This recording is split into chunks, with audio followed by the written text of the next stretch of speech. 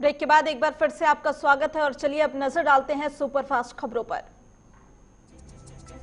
बिहार के एक सामाजिक कार्यकर्ता एम राजू नैयर ने मुजफ्फरनगर के सीजेएम कोर्ट में महाराष्ट्र के मुख्यमंत्री उद्धव ठाकरे और संजय राउत के खिलाफ मुकदमा दर्ज कराया है। केंद्रीय मंत्री रामदास अठावले का कहना है कि अगर कंगना हमारी पार्टी में आएंगी तो उन्हें कुछ खास फायदा नहीं होगा, लेकिन अगर वो बीजेपी में शामिल होती हैं तो उनको राज्यसभा की सीट मिल सकती है। महाराष्ट्र के सीएम उद्धव ठाकरे ने कहा कि अपनी राजनीतिक महत्वाकांक्षा पूरा करने के लिए अगर कोई मराठा समुदाय को उकसाने या फिर उत्तेजित करने का काम करता है तो उसे किसी भी कीमत पे बर्दाश्त नहीं किया जाएगा।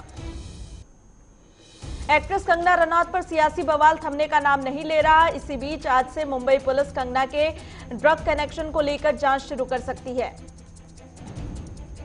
कंगना ने महाराष्ट्र सरकार पर आज फिर निशाना साधते हुए ट्वीट कर लिखा कि क्रूरता और अन्याय कितने भी शक्तिशाली क्यों न हो, आखिर में जीत भक्ति की होती है। हर हर महादेव। सुशांत राजपूत की मौत के मामले में ड्रग एंगल सामने आने के बाद एनसीबी हरकत में आ गई। जानकारी के अनुसार एनसीबी की टीम मुंबई और गोवा में बड़े पैमाने पर आज सुबह से ही छापेमारी कर रही है। ड्रग मामले में गिरफ्तार रिया चक्रवर्ती का जेल में आज चौथा दिन है। इसी बीच आज रिया हाईकोर्ट में जमानत की अपील कर सकती हैं। दिल्ली मेट्रो की एयरपोर्ट लाइन शुरू होने के साथ ही आज से मेट्रो सभी लाइनों पर दौड़ने लगी। कोरोना काल में पहली बार मेट्रो चलने का समय आम दिनों सा हो गया है। हर लाइन पे पहली मेट्रो सुबह 6 बजे मिलेगी, जबकि आखिरी मेट्रो का समय रात 11 बजे होगा। खास बात यह है कि नॉन पीक आवर्स में भी मेट्रो की फ्रीक्वेंसी पीक आवर्स जैसी होगी। बिहार के लोगों को चुनाव से पहले प्रधानमंत्री नरेंद्र मोदी की ओर से योजनाओं की सौगात मिलने वाली है। अगले 10 दिनों में पीएम मोदी बिहार के लिए करीब 16,000 करोड़ की योजनाओं की शुरुआत करेंगे। सूत्रों की माने तो अगले 10 दिन में प्रधानमंत्री नरेंद्र मोदी कई योजनाओं की शुरुआत करेंगे और कुछ का शिलान्यास भी करेंगे। कांग्रेस में बड़ा संगठनात्मक फेरबदल किया गया। गुलाम नबी आजाद से महासचिव का पद छीन लिया गया। वे हरियाणा राज्य के प्रभारी थे। इस फेरबदल में सबसे बड़ा फायदा राहुल गांधी के वफादार रणदीप सिंह सुरजेवाला को हुआ है। सुरजेवाला अब कांग्रेस अध्यक्ष को सलाह देने वाली उच्च स्तरीय 6 सदस्यीय विशेष समिति का हिस्सा हैं। इसके साथ ही सुरजेवाला को कांग्रेस का महासचिव भी बनाया गया। सुरजेवाला कर्नाटक का प्रभारी भी उन्हें बनाया गया है। मुंबई में नौसेना के पूर्व अधिकारी मदन शर्मा के शिवसेना कार्यकर्ताओं की ओर से पिटाई करने का एक वीडियो सामने आया। वीडियो में शिवसेना के कार्यकर्ता पूर्व अफसर के साथ मारपीट करते हुए दिखाई दे रहे हैं। नौसेना के पूर्व अधिकारी पर हमले के केस में पुलिस ने 6 लोगों को गिरफ्तार किया, लेकिन कोरोना पर कोर्ट की गाइडलाइन के चलते सभी को 5,000 के बॉन्ड पर जमानत मिल गई। इस घटना को लेकर बीजेपी के प्रवक्ता संबित पात्रा ने ट्वीट कर कहा कि वह शिवसेना एक बुजुर्ग सेनापति पर वार कर कितना सम्मान बढ़ाया। आज आपने छत्रपति शिवाजी महाराज का, वाकई आप शेर हैं। महाराष्ट्र के पूर्व सीएम देवेंद्र फडणवीस ने भी ट्वीट कर कहा कि उद्धव ठाकरे इस गुंडा राज को रोकिए, इससे हम कड़ी कार्रवाई चाहते हैं और इन गुंडों को सजा मिलनी चाहिए। एलजेपी अध्यक्ष चिराग पासवान की ओर से पैदा की जा रही चुनौतियों पर बीजेपी और जेडीयू का क्या कदम होगा, इस पर बीजेपी अध्यक्ष जेपी नड्डा और बिहार के सीएम नीतीश कुमार आज आखिरी फैसला ले सकते हैं। पीएम मोदी और सीएम शिवराज सिंह चौहान ने आज एक वर्चुअल गृह प्रवेश कार्यक्रम में हिस्सा लिया। इस कार्यक्रम में उन लोगों ने हिस्सा लिया जिन्हें प्रधानमंत्री आवास योजना के तहत घर बनाने के लिए मदद दी गई है। सामाजिक कार्यकर्ता स्वामी अग्निवेश का 81 साल की उम्र में निधन हो गया। सामाजिक कार्यकर्ता स्वामी अग्निवेश का अंतिम संस्कार गुरुग्राम में आज शाम 4 बजे किया जाएगा। उत्तर प्रदेश में भारतीय पुलिस सेवा के 13 अफसरों के तबादले के एक दिन बाद योगी सरकार ने आईएएस के 8 अधिकारियों के तबादले कर दिए हैं। योगी सरकार की ओर से जारी सूचना के आधार पर खास बात यह है कि इन 8 जिलों के अधिकारियों को हटाकर प्रतिष्ठातर अफसरों की सूची में डाल दिया गया है। पूर्व मंत्री गायत्री प्रसाद प्रजापति को कोर्ट ने 14 दिन के लिए जेल भेज दिया। पुलिस ने गायत्री प्रजापति के खिलाफ मामले की पैरवी करने वाले एडवोकेट की ओर से एफआईआर दर्ज कराने के बाद यह कार्रवाई की है। मध्य प्रदेश उपचुनाव के लिए कांग्रेस ने 15 उम्मीदवारों की लिस्ट जारी की। बता दें कि कमलनाथ सरकार गिरने के बाद 27 सीटों पर उपचुनाव होने हैं। हरियाणा के पूर्व मुख्यमंत्री भूपेंद्र सिंह हुड्डा ने कहा कि कोरोना की आड़ में सरकार किसानों की आवाज दबाना चाहती है। भूपेंद्र सिंह हुड्डा ने कहा कि सरकार किसानों के खिलाफ मुकदमे वापस ले, नहीं तो आंदोलन करेंगे। सपा सांसद आजम खान की मुश्किलें कम होने का नाम नहीं ले रही। यूपी पुलिस ने 2 मामलों में 7 लोगों के खिलाफ कोर्ट में आरोप पत्र दाखिल किए हैं। आजम खान के बेहद करीबी चमरौआ से विधायक नसीर अहमद खान और आजम खान का बड़ा बेटा अदीब आजम खान और उनकी बहन निकहत अफलाक सहित 7 लोगों पर पुलिस ने आरोप पत्र दाखिल किए हैं। दिल्ली पुलिस ने अफ्रीकी मूल के एक नागरिक को करीब 1.5 किलो ड्रग्स के साथ गिरफ्तार किया। बरामद ड्रग्स की अंतर्राष्ट्रीय बाजार में कीमत करीब 2 करोड़ रुपए बताई जा रही है। कोरोना महामारी के बीच भारतीय रेलवे आज से 80 नई विशेष ट्रेनों का संचालन करने जा रहा है। कुछ दिन पहले ही रेलवे की तरफ से इसका ऐलान किया गया था। भारतीय रेलवे की ओर से दी गई जानकारी के अनुसार इन विशेष ट्रेनों के द्वारा यात्रा करने के लिए 10 सितंबर से ही आरक्षण की प्रक्रिया शुरू हो चुकी है। लखनऊ नगर निगम online self assessment property tax service की शुरुआत 20 सितंबर से कर रहा है। इसमें संपत्ति के मालिकों को अपनी संपत्ति का विवरण देना होगा।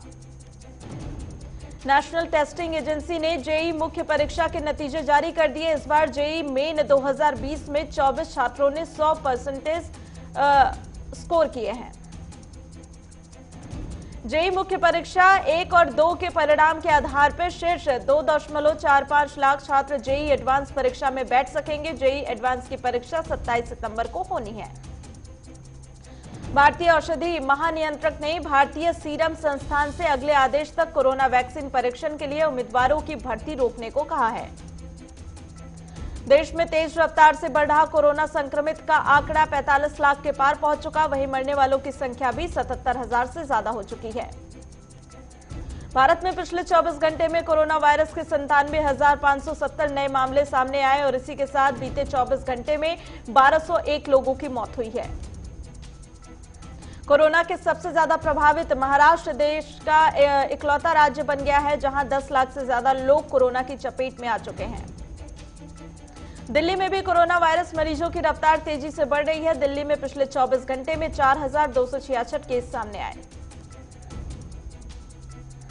हैदराबाद स्थित बीटल्स पिलानी में अध्ययन के मुताबिक अक्टूबर में भारत अमेरिका के पछाड़कर संक्रमण के मामले में दुनिया में शीर्ष पर पहुंच जाएगा। बस्ती के गांव जगन्नाथपुर में भ्रष्टाचार का मामला सामने आया। ग्राम प्रधान गांव के विकास के लिए भेजे गए पैसों का गबन कर लेता है।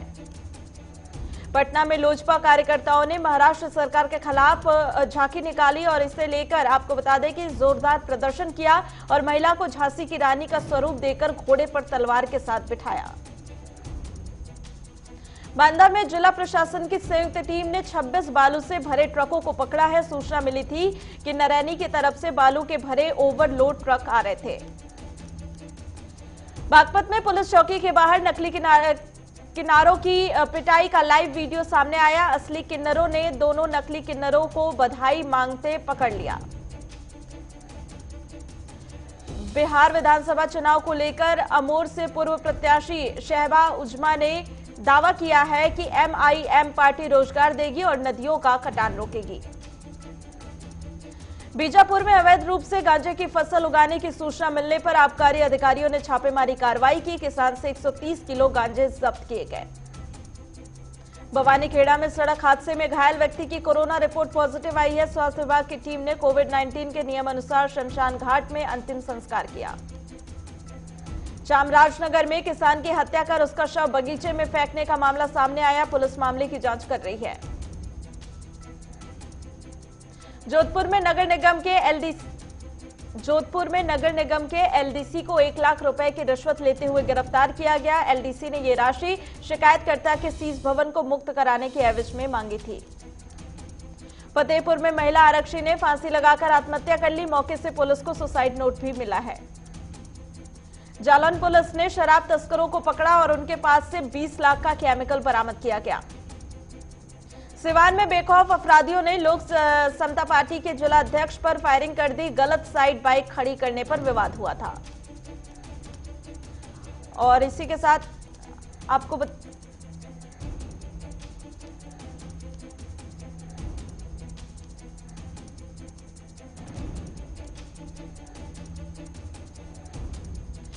छिंदवाड़ा में दुकानदार पर खराब गेहूं देने का आरोप है। महिला ने कलेक्ट्रेट पहुंचकर शिकायत कर ज्ञापन सौंप दिया। मनावर में भारतीय मजदूर संघ के बैनर तले चालकों ने अपनी परेशानियों को लेकर मां नर्मदा को ज्ञापन सौंपा और कहा कि मध्य प्रदेश सरकार का हमारी ओर कोई ध्यान नहीं है। झज्जर में स्वास्थ्य विभाग की टीम ने छापेमारी कार्रवाई की। बिना लाइसेंस के सॉस बनाने वाली फैक्ट्री का खुलासा किया। साध्वी प्राची ने सुशांत और कंगना रनौत मामले को लेकर महाराष्ट्र सरकार पर निशाना साधा। कहा कि महाराष्ट्र में जल्द राष्ट्रपति शासन लगना चाहिए। छत्तीसगढ़ में नर्सिंग होम एक्ट लागू होने के बाद भी एक्ट का पालन नहीं हो रहा। मरीजों के स्वास्थ्य के साथ खिलवाड़ किया जा रहा है। वही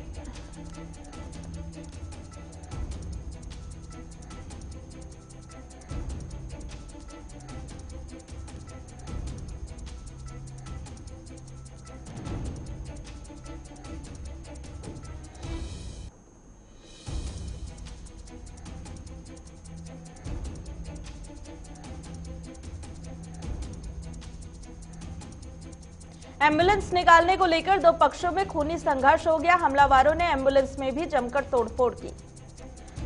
कासगंज में तेज रफ्तार का कहर जारी है, जहां दो कारों की आपस में टक्कर हो गई। वहीं हादसे में 3 लोगों की मौत हो गई।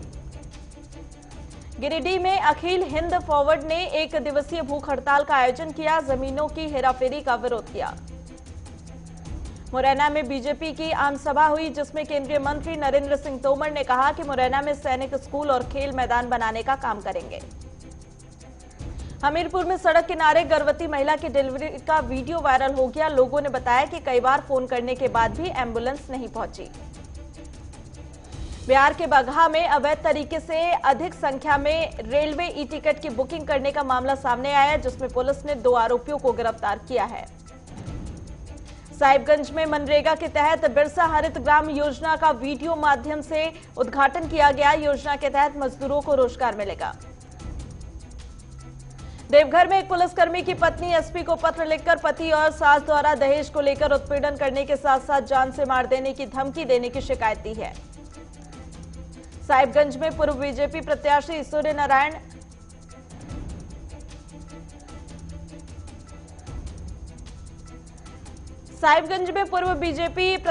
सूर्य नारायण हासिंदा ने जेएमएम पर निशाना साधा और कहा कि चुनाव के समय जेएम प्रत्याशी ने बोरियों विधानसभा में विकास के दावे किए थे, लेकिन धरातल पर कुछ नहीं किया। बुलंदशहर में सड़क हादसे में 3 लोगों की मौत हो गई। पुलिस ने शवों को पोस्टमार्टम के लिए अस्पताल भेज दिया। संभल में पुरानी रंजिश के चलते खेत पर किसान पर फायरिंग कर दी गई। पुलिस ने घायल किसान को अस्पताल में भर्ती कराया। मलिहाबाद में बाइक से भिड़ंत में युवक की मौत पर परिजनों ने हंगामा कर दिया। हत्या का आरोप लगाकर उसकी गिरफ्तारी की मांग की गई है। लखनऊ के मोहनलालगंज में 6 फीट लंबा अजगर मिलने से हड़कंप मच गया। वन विभाग को सूचना देने के बाद भी टीम नहीं पहुंची। सरकारी तेल कंपनियों ने आज फिर लोगों को राहत देते हुए पेट्रोल और डीजल के दामों में कटौती की है। पेट्रोल 13 पैसे और डीजल 12 पैसे प्रति लीटर सस्ता हो गया है। 19 सितंबर को होने वाली जीएसटी काउंसिल की बैठक स्थगित हो गई। अब इसके 5 अक्टूबर को होने की संभावना है। मूडीज इन्वेस्टर सर्विसेज ने चालू वित्तीय वर्ष में भारत के जीडीपी में 11.5% की कमी आने का अनुमान लगाया है। विनिर्माण, खनन और बिजली क्षेत्र के खराब प्रदर्शन की वजह से जुलाई महीने में औद्योगिक उत्पादन में 10.4% गिरावट रही है। यस बैंक का एसबीआई में विलय नहीं होगा। यस बैंक ने आरबीआई के 50,000 करोड़ रुपए लौटा दिए हैं। बैंक ने स्पेशल लिक्विडिटी फैसिलिटी के तहत आरबीआई से ये पैसे लिए थे। सेबी ने मल्टी कैप म्यूचुअल फंड के नियमों में बदलाव किया। अब मल्टी कैप फंड को 25-25% फंड मल्टी लॉर्ज और स्मॉल कैप कंपनियों के शेयरों में लगाना होगा। आईआरडीएआई ने साधारण और स्वास्थ्य बीमा कंपनियों को अब पॉलिसी इलेक्ट्रॉनिक रूप में जारी करने की अनुमति दे दी है। टाटा ग्रुप और मिस्त्री परिवार के बीच फिर तकरार बढ़ गई है। मिस्त्री परिवार के एसपी समूह ने कहा कि उसकी शेयर गिरवी रखकर धन जुटाने की योजना को टाटा समूह रोकने का प्रयास कर रहा है। सूचना एवं प्रसारण मंत्रालय के आधार कार्ड को लेकर नया नोटिफिकेशन जारी किया। आधार के बायोमेट्रिक डेटा का इस्तेमाल नागरिकों को कुछ ऑनलाइन सेवाएं देने के लिए किया जा सकेगा। भारत का विदेशी मुद्रा भंडार 58.2 करोड़ डॉलर बढ़कर 542.01 अरब डॉलर के रिकॉर्ड स्तर पर पहुंच गया। दुनिया भर में कोरोना संक्रमित की संख्या 2.86 करोड़ के पार पहुंची और पिछले 24 घंटे में दुनिया में 3.02 लाख से ज्यादा नए मामले सामने आए। विश्व में कोरोना से 9,18,000 लोगों ने अपनी जान गंवा दी, वहीं 2 करोड़ 5 लाख से ज्यादा मरीज ठीक भी हुए हैं। कोरोना वैक्सीन के ट्रायल में रुकावट से WHO चिंतित नहीं है। Chief scientist doctor Soumya Vishwanathan ने कहा कि रिसर्च में उतार चढ़ाव आते रहते हैं।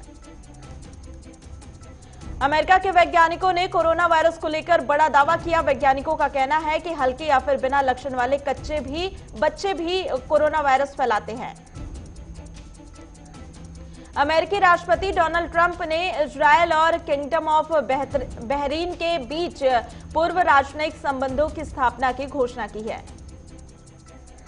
अमेरिकी विदेश मंत्री माइक पोम्पियो ने दक्षिण पूर्वी एशियाई देशों से कहा है कि वे विवादित दक्षिण चीन सागर में चीन के आक्रामकता के खिलाफ कार्रवाई करें। आतंकवाद के मुद्दे पर चीन ने एक बार फिर से पाकिस्तान की तरफदारी की है और चीन ने कहा कि पाकिस्तान ने आतंकवाद के खिलाफ अभूतपूर्व काम किया है। ताइवान के रक्षा मंत्री चीन को सीमा न लांघने और अपनी हद में रहने की धमकी दी है। जापान में भूकंप के तेज झटके महसूस किए गए। भूकंप की तीव्रता 6.1 मापी गई। अमेरिकी सांसद ने भारत चीन सीमा विवाद पर चिंता जताई है। अमेरिकी सांसद ने चीन को पड़ोसी देशों के साथ मिलकर काम करने की सलाह दी है। संगीतकार AR रहमान को 9 साल पुराने आयकर चोरी मामले में मद्रास हाईकोर्ट ने नोटिस जारी किया। रहमान पर टैक्स बचाने के लिए 3.47 करोड़ की आय को छिपाने का आरोप है। बॉलीवुड एक्टर आफ्ताब शिवदसानी कोरोना की चपेट में आ गए हैं। उन्होंने ट्वीट कर इस बात की जानकारी दी। अभिनेता अध्ययन सुमन ने कहा कि बॉलीवुड की पार्टियों में ड्रग चलती है। उन्हें भी ड्रग ऑफर की गई थी, लेकिन उन्होंने लेने से मना कर दिया। अभिनेत्री दिशा पाटनी ने अपनी फिल्म की शूटिंग शुरू कर दी है। दिशा वापस काम पर लौटकर काफी खुश है। बेंगलुरु की एक अदालत ने ड्रग मामले में कन्नड़ अभिनेत्री रागिनी द्विवेदी, संजना गलरानी और 4 अन्य व्यक्तियों की पुलिस हिरासत 3 दिन बढ़ा दी है। BCCI की वार्षिक आम बैठक को कोविड-19 के कारण अनिश्चितकाल तक के लिए स्थगित कर दिया गया है। ऑस्ट्रेलिया ने पहले वनडे मैच में इंग्लैंड को 19 रनों से मात दे दी। इस जीत के लिए साथ ही ऑस्ट्रेलिया ने 3 मैचों की वनडे सीरीज में 1-0 से बढ़त बना ली है। इंग्लैंड के पूर्व कप्तान केविन पीटरसन ने क्रिकेट दक्षिण अफ्रीका में जारी मौजूदा संकट को हॉरर शो करार देते हुए कहा कि यह देश में क्रिकेट को खत्म कर देगा। भारतीय मुक्केबाजी महासंघ में कार्यकारी परिषद की बैठक में अपने प्रशासन में 25% तक महिलाओं की हिस्सेदारी बढ़ाने का फैसला लिया है। कोरोना महामारी की वजह से भारतीय क्रिकेट कंट्रोल बोर्ड आगामी 2020 से 21 के घरेलू सत्र में भारी कटौती कर सकता है। और इसी के साथ फिलहाल के लिए सुपरफास्ट खबरों में इतना ही। आप बने रहिए हमारे साथ।